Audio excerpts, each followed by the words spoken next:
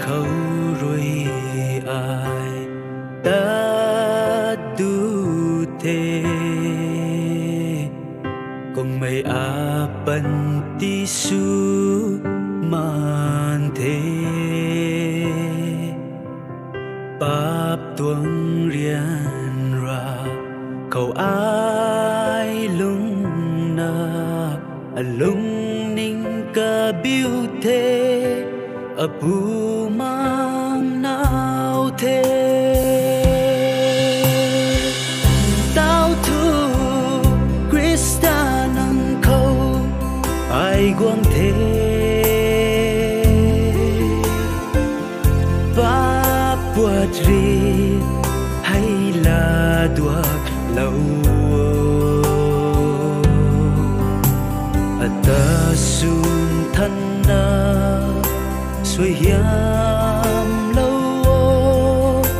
nàng khâu rồi ai du na ta ta la kê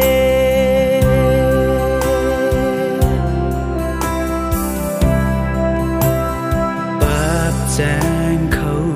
ai ta chang khuân thế tùy cây na tao luôn lại na Krista nâng phải và khâu quăng nghề nàng ninh mây khâu ta xin biêu lâu tao thu Krista ai quang thế ba buat ri hay là đoạt lâu ta sun thân na xuôi hiam lâu nàng khâu rồi ai du na ta ta la kê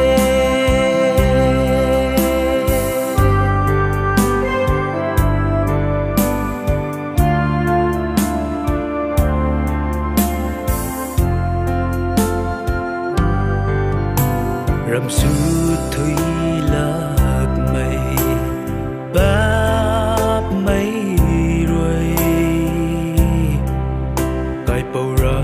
quăng nắng khâu quay in ba ngắm ta thung khăn buồn mang thân mây tan tí lâu tao thu Krista nang khâu ai quang thế ba buat ri hay là đoạt lâu ta sun thân na xuôi hiam lâu nàng khâu rồi ai du na ta ta la kê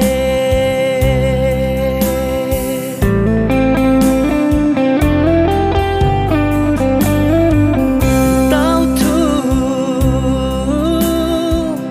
Krista nang khâu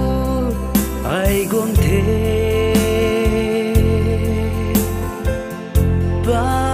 buat ri hay là đoạt lâu